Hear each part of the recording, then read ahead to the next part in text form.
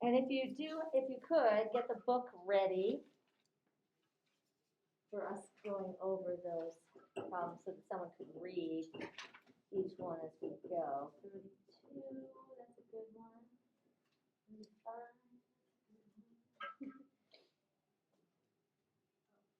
Yeah, 36. So I think let's do 32. I'm going to skip 36 because I think it's pretty straightforward. You just need to find the centripetal acceleration and compare to the value there. But 35 has a little bit of a nuance, so I'll give a hint for that. Let's start with 32.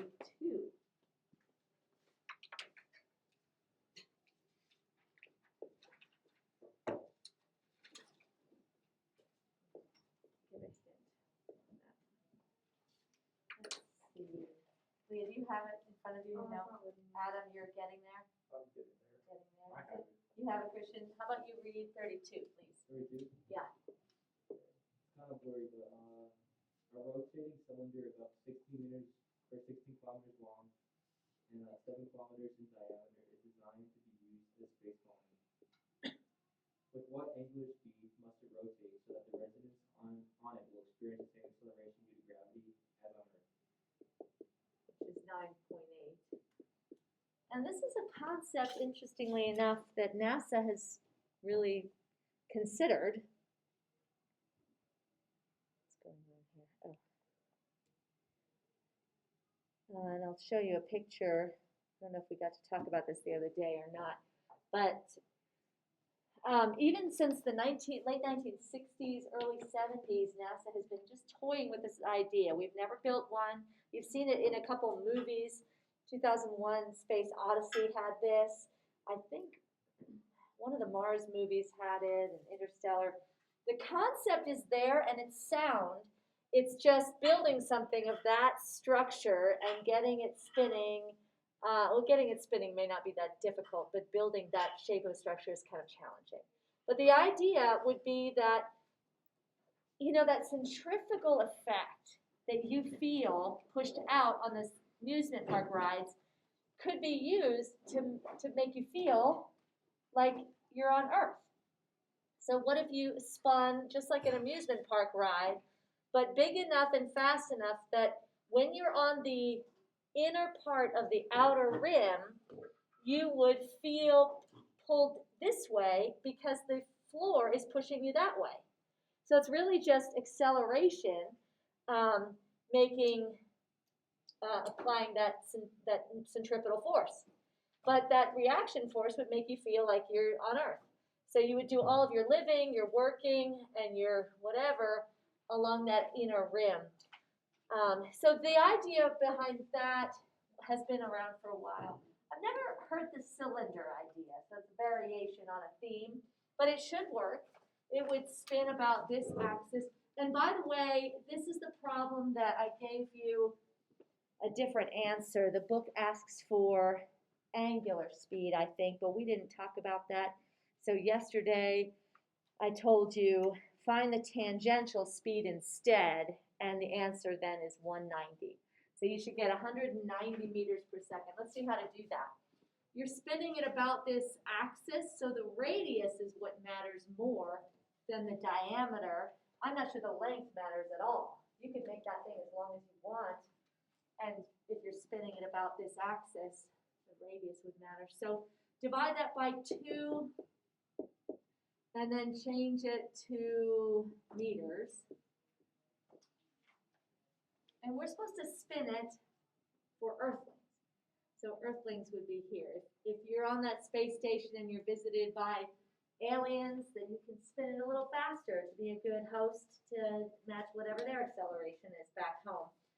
But for us, we would make the centripetal acceleration equal to gravity on Earth. So just set that equation equal to g so that you end up with a centripetal acceleration that feels exactly like Earth.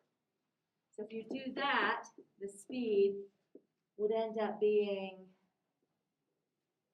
let that be g, r times g, and then square root it. So the square root of rg, as it turns out, it's the same as this one, I think. So then, excuse me, square root of 3,500 times 9.8. And that's where you get the 190. In case you were interested in that that angular speed that they gave, the angular speed is we use a Greek letter for that, omega, and that was 0.053 radians per second. And I think that corresponds to about something like 120 seconds per rotation. So that's just to give you a feel for how big that is, how fast it would have to go. It would make a rotation every minute and a half or 2 minutes or so. All right, that's number 2. 35, let me just give you a hint. That was about the angle. Is that asking for the angle that the object is hanging down? We did that problem 2 days ago. But in the problem that we did 2 days ago, what we knew was the centripetal force. We reasoned that the tension has 2 components. The vertical supplying the or counteracting the gravity, and the horizontal component equal to the centripetal force. And so in the problem that we did in class, we used the tangent to find the angle because we knew Fy and Fx. This is different though. The way they do this, let's see, Adam, did you find it? Could you read this one? Yes. Just read 35. I know it refers to 34, but read the question here. If you supply the tension force of 12.5 given the string, what angle would the string make relative to the horizontal? So in this problem, it's slightly different that they give you the tension. They tell you what if the tension in the real string is 12.5 newtons. So they're giving you the hypotenuse. And the first time I tried this problem, you might have done this too, I tried using the data from 34 to find the centripetal force like we did in class. It doesn't work only because they changed the force on us. So I kind of wish they made it match so that you could do it either way. But this is a new force. This does not correspond to number 34. So here you'll have to use the sign. The vertical or the opposite side over the hypotenuse. So try that, and it's just in terms of how you understood the problem, I think. Okay. Thank you. Yeah. Number 40, is that the airplane pilot doing the loop? Number 40? Okay. Let's see. Do you have it, Ashley? Yeah. Could you read this one? Hold on 1 second. I'm going to draw it here. Read it. Okay, go ahead.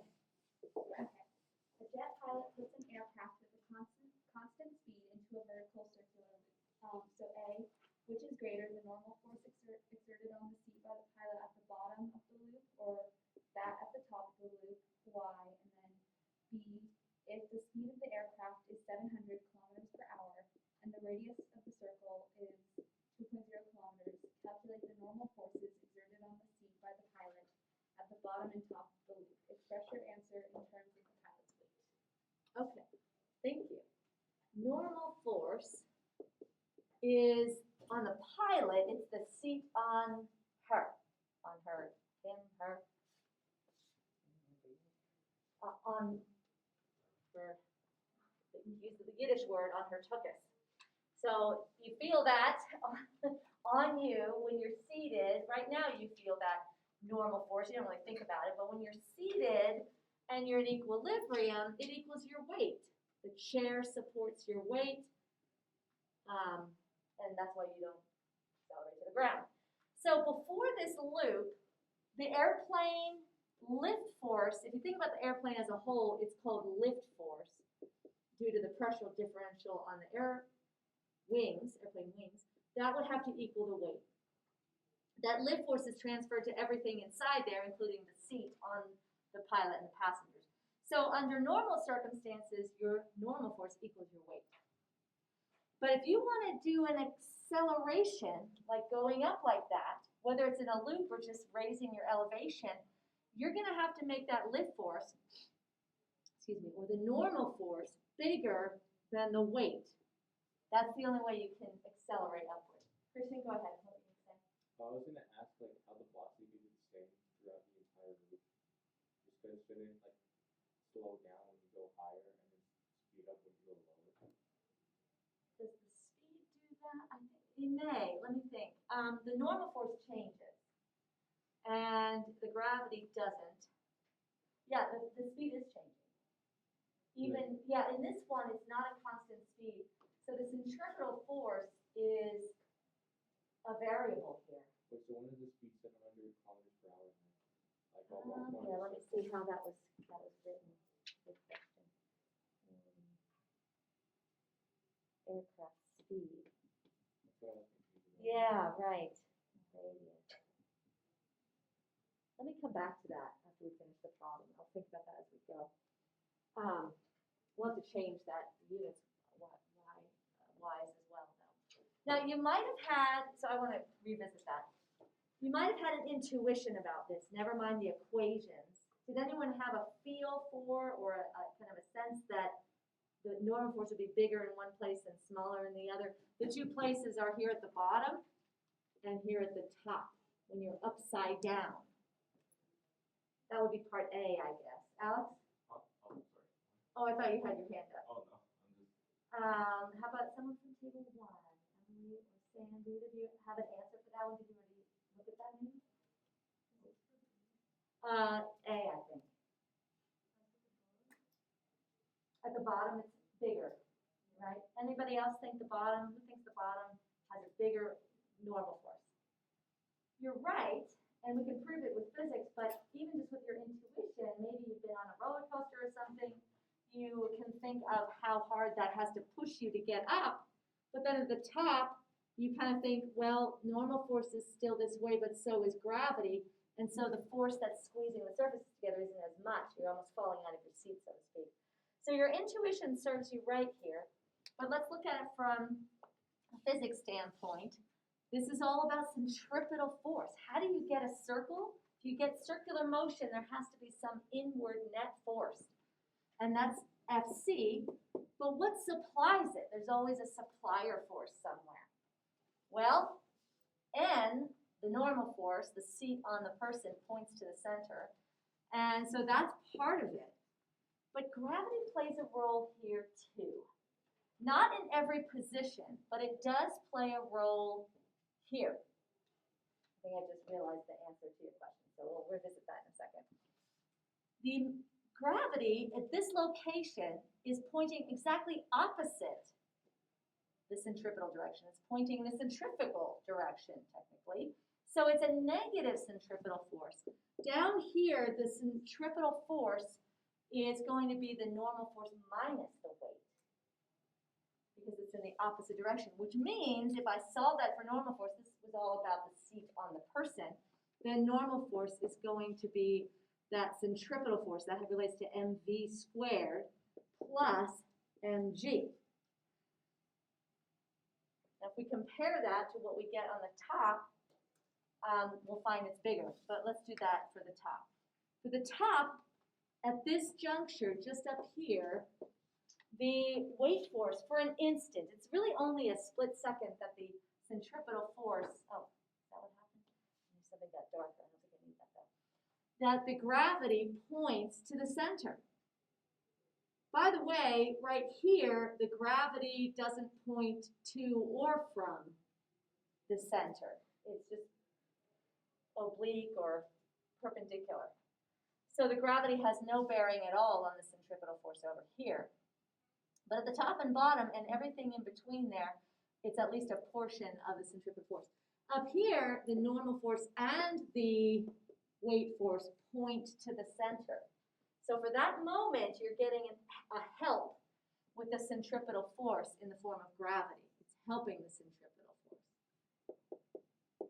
And because of that, if you rearrange that equation, you'll see the centripetal, or the normal force is equal to the centripetal minus the gravity.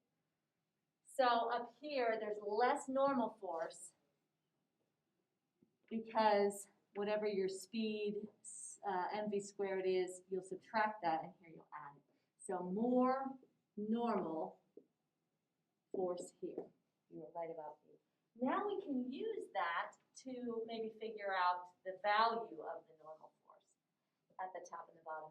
We will have to change these. Hopefully you're getting back in the groove of unit conversion. 1,000 meters in a kilometer, and so forth. I think you get 194 there. 194 meters per second. And this, of course, is 2,000 meters in radius. It's a big loop. All right, so let's do the bottom first. It's right here.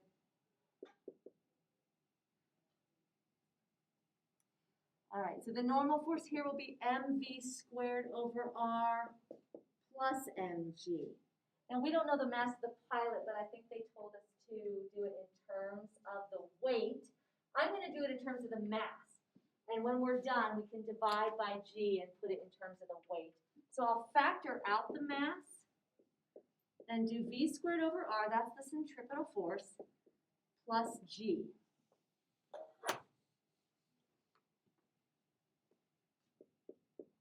And we can plug in some values here. 194 for the velocity, 2,000 for the radius, plus 9.8. And what you end up with here is something pretty big. This is 19 or 18.9 meters per second squared is the acceleration. That's like a net acceleration, if you will.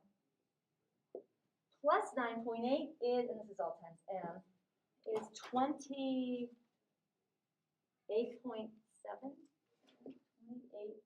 28.7 meters per second times n. That's in terms of mass. What I also want to do, because the book asked me to, is to put that in terms of weight. Weight is not mass. Weight is mg. So let's divide out a g there.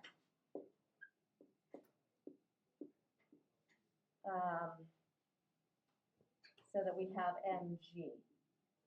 So does anybody know what you get if you divide that by 9.8? Yeah, Leah? 2.9. Have you guys heard of g forces? That's a g force. Well, this is almost 3 g forces. 1 g force is an mg. It would be your weight. So if it's 29 or 2.9 times your weight, this pilot is experiencing just short of 3 g's. 3 times her weight. Can you imagine sitting there, if you were the passenger especially, because you wouldn't kind of know when it's going to happen? A passenger would suddenly feel their seat pushing not with the weight, but with 3 times the weight. That would be a bit of a thrill. You start to black out at, I think, 5 or 6 g forces. Astronauts and fighter pilots can go up to 9 if they're wearing a special suit that pushes the blood back up to the brain so that you don't pass out. Aaron, go ahead. I was just gonna ask about why they black out. But Yeah, it's the blood. It's like you're in a centrifuge, and your blood is inertia pulling towards your feet outside the circle.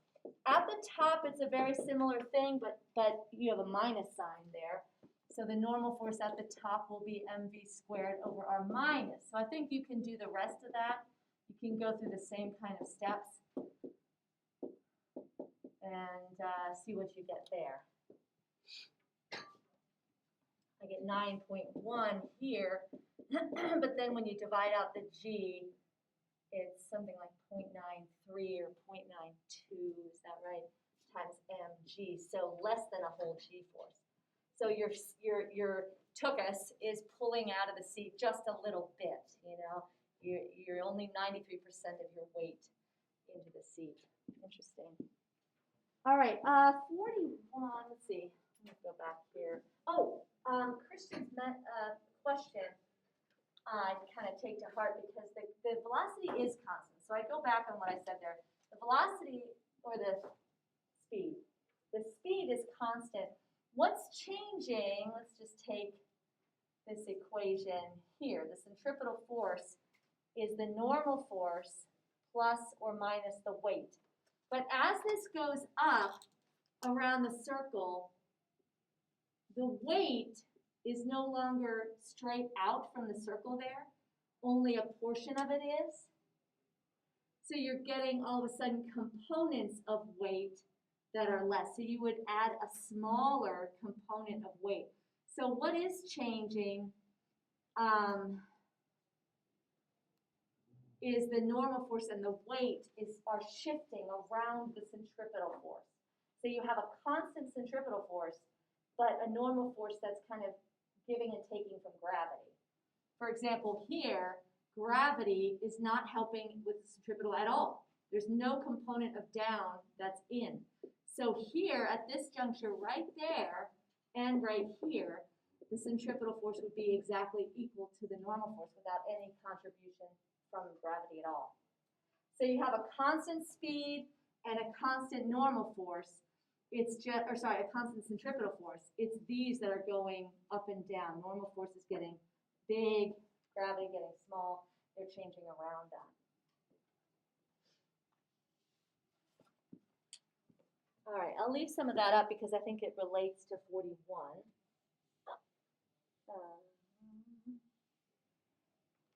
Who else has the book out here? Okay, Leah, do you mind reading it? Thank you. 41. A block of mass M slides down on an inclined plane into a loop-to-loop of radius r. A. Regression friction, what is the minimum speed the block must have at the highest point of the loop in order to stay in the loop? Hint, what force must act on the block at the top of the loop to keep the block on a circular path? And B. At what vertical height on the inclined plane in terms of the radius of the loop must the block be released to have the required minimum speed at the top of the loop? Okay, I thought we did a little bit of this the other day, did we? Or maybe we got cut off. All right, well, this is very similar to the airplane pilot. This block slides down, it swings around and comes forward. The minimum velocity, so the same rule applies. At the top, the centripetal force here would be normal force plus mg, because both the surface points down and Earth pulling on the gravity, or Earth providing the gravity. And so that equation still applies like it did for the pilot. But to get the minimum speed, you would want to say, well, what if I could do the centripetal force with just gravity?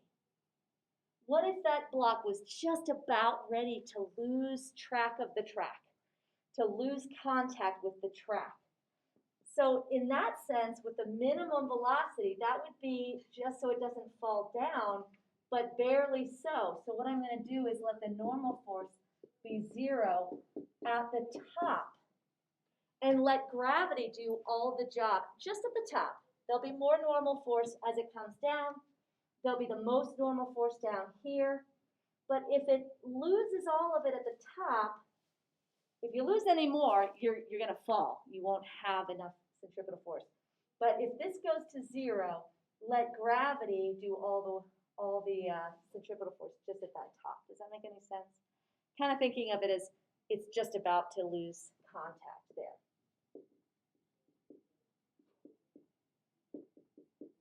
That's probably the best kind of way of thinking of it. All right, so if that's the case, then mv squared over r equals mg. And the slowest that can happen for n equals 0, cancel the mass, is, let's see, rg, cancel the mass, and then you had the square, so square root it. That's the minimum speed to make the contact almost ready to lose it.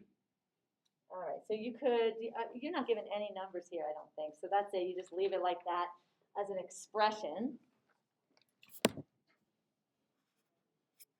And then the question is, how high on the ramp must it be to get to that speed? So what is this height here? Now that's kind of a different discussion. This is not centripetal force down here. That's just a ramp. So it's kind of before the centripetal force. Did anyone think of a way, even if you didn't finish it or really know what to do with it, there's got to be something that you've already learned in the past that relates the height here to the speed around here. Aaron? Well, assuming that there's no friction and energy is conserved, then the total energy should be the same. But like the potential for the ball is off and the kinetic Good. It kind of looks like an old roller coaster problem, of which we did several from chapter 5, where energy is conserved. And Aaron's saying it has potential here. It goes down into kinetic. What kind does it have here? Potential. Anything else? It does have a speed. It has a minimum speed, but it's still a speed. In fact, if it didn't have a speed, it wouldn't continue in the circle. So yeah, I would go through this as a kind of a roller coaster problem. Label one part A and the other position B. And we used to say, if there's no friction, energy, which is made up of two parts, is conserved. So the total energy at point A equals the total energy at point B. We just reasoned that there's some potential at A, but a little bit of both at B. So then the chapter 5 type equation, which would look like that from conservation of energy. So what do I do now? There are a couple steps I can take to go from there, because that can't be the end of it. Adam, what do I do next? Plug in our equation from part A. B, yeah, this is the velocity, the minimum velocity at B, so let's plug that in there. And that's cute because it's the square of the square root, so you just end up with RG there. Good, anybody else see anything else we could do there, Audrey? Cancel the mass. There's an M in every term. We were able to do that before, why not now? So now I have GH at the position I'm looking at, GH at B, plus that 1/2, I cancel the mass, RG. So then that becomes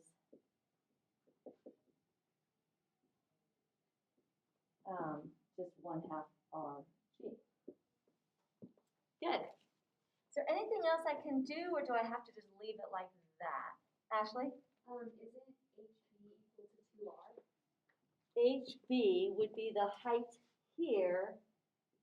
And that's really the diameter of that circle, 2R. That's a great idea. So let's put in for HB, plug, I erased it, 2R. Christian? I was going to say, can you cancel gravity? Would that help? Yeah, I think it would. We now have every term in terms of gravity because we put even speed in terms of gravitational acceleration. So G, G, G. You can even get rid of those. Kind of strange. So you end up with the H at point A is 2R plus 1/2 R. And 2 plus 1/2 is 2.5.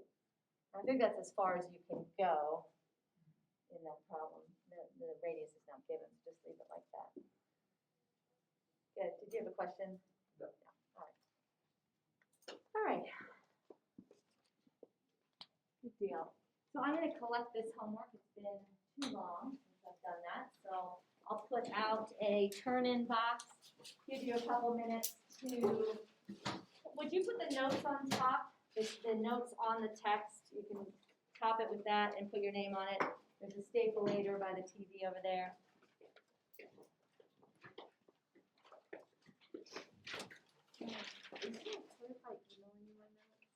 Yes.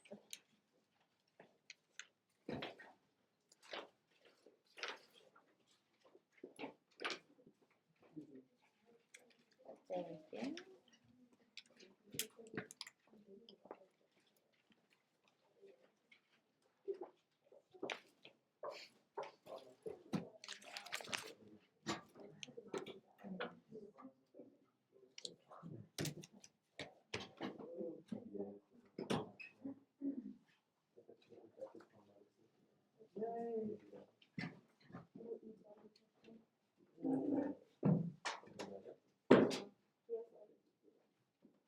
For the last part of class, you might take a little bit of notes here. It'll be short and sweet, though.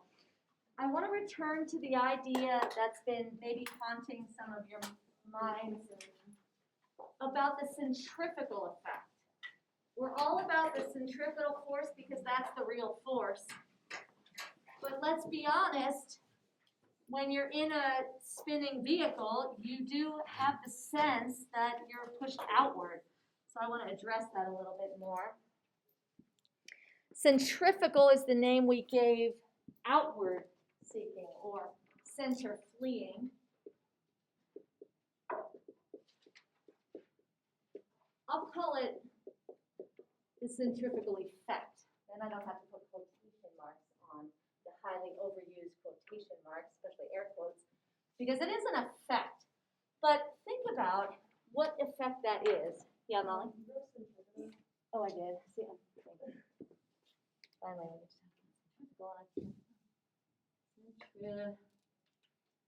centrifugal. Thank you. Center fleeing.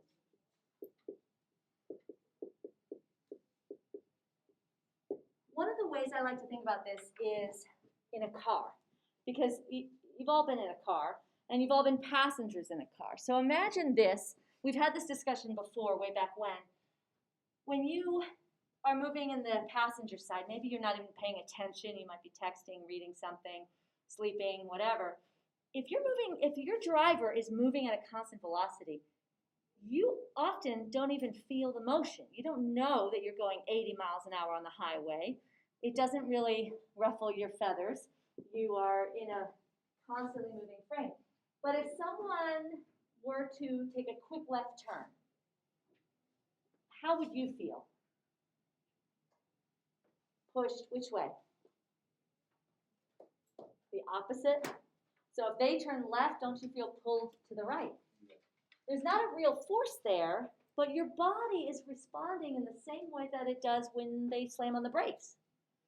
When your driver slams on the brakes, what does your body do? It goes forward with respect to the car. And why was that? Do you guys remember what was the property that made your body do that, Sonia? Newton's first law. Good. She even knows the number on the log, the law list. Newton's first law, what was the name of that property? Inertia. I think you might have said I missed it. So it's your body's propensity to want to keep in whatever motion it's in. So if it's moving straight forward, it wants to keep that motion. And if somebody tries to change it, it resists. Really, all this is inertia. At any given point in a circle, your velocity is a tangential velocity, and that's forward. So when you're pulled inward, if, let's say, the string broke, maybe it was in this class that somebody broke their string during the lab, which is probably why it's the danger lab. No one got hurt, but it went flying off in a straight line. As soon as that string got broken, this thing flies off in a straight line. So it's really just inertia. You can see that in a couple of demonstrations. I don't really have time for them, but I'm going to do them anyway.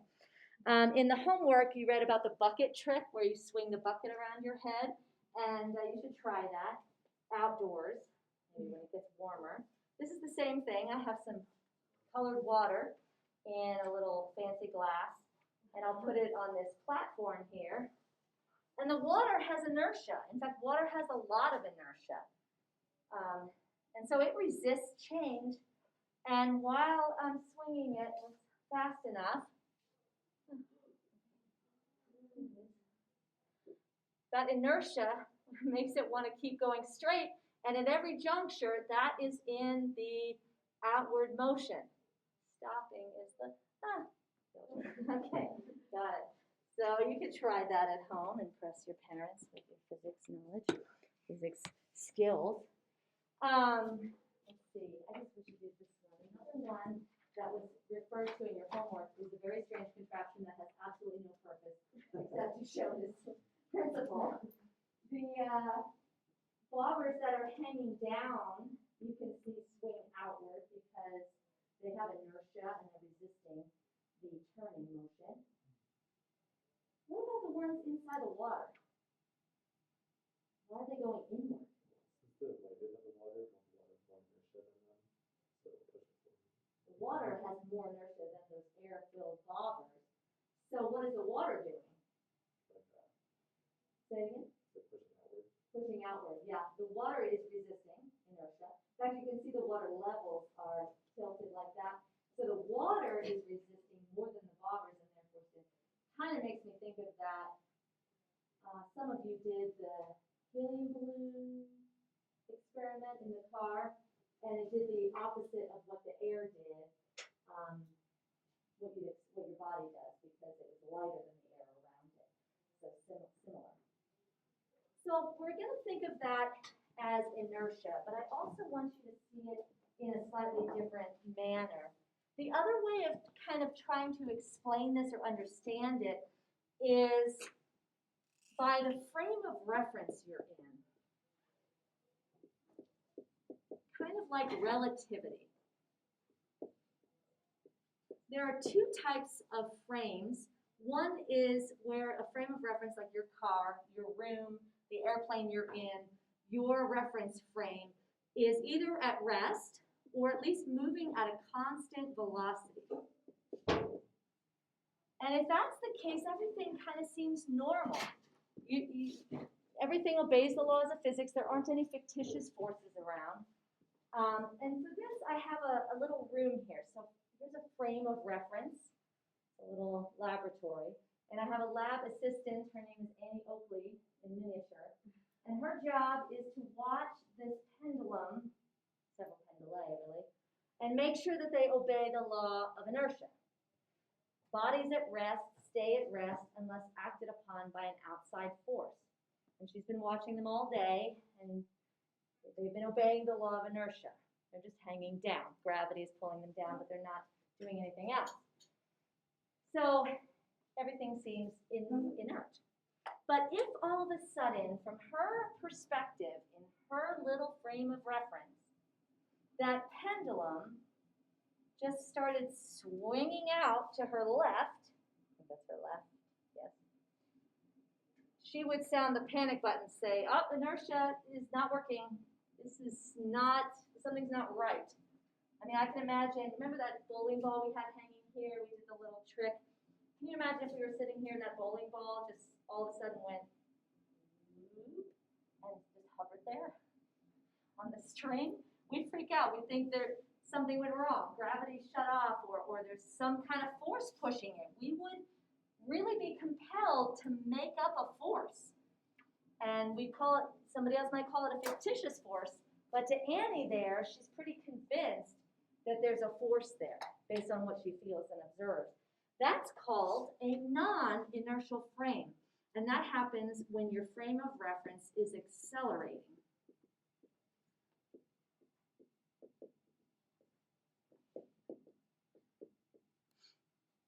A regular frame of reference that is not accelerating, it has a constant velocity, is called an inertial frame.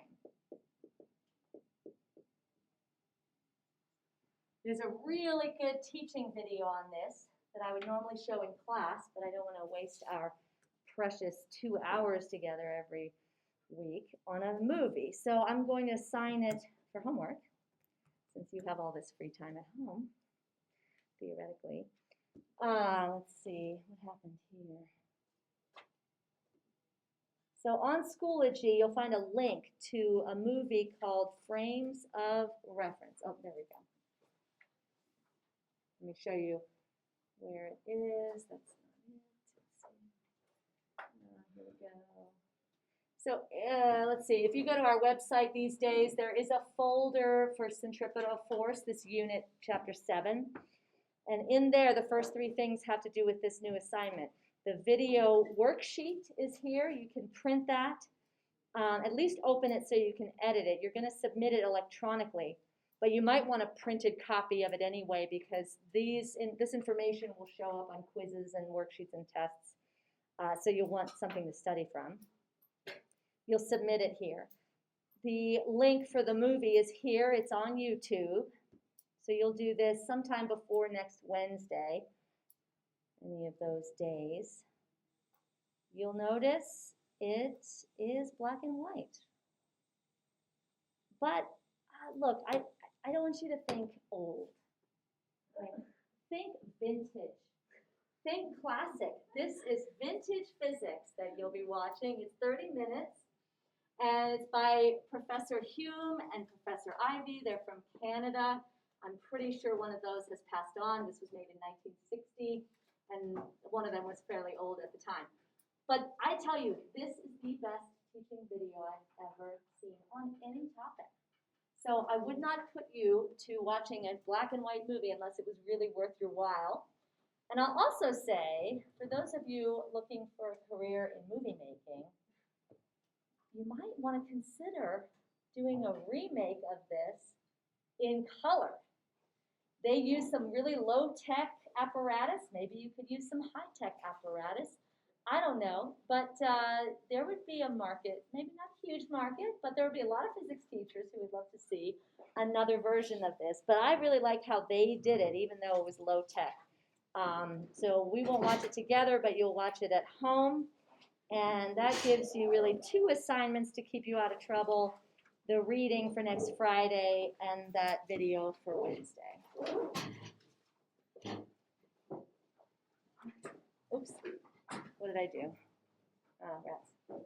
I'll just leave that up so you can take a picture of it. There it is. All right, and I have lots of grading to do from you, so I'll stay out of trouble as well.